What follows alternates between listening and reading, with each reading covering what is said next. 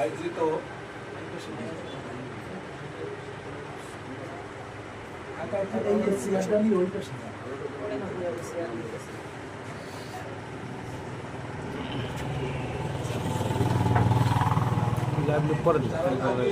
সংঘের আয়োজিত আজকে উক্ত অনুষ্ঠানে সবাই আমাদের উপস্থিত, আমাদের সম্মানিত সভাপতি উপস্থিত, আমাদের সহসভাপতি, সেক্রেটারি এবং আমার গুণীজন স্নেহের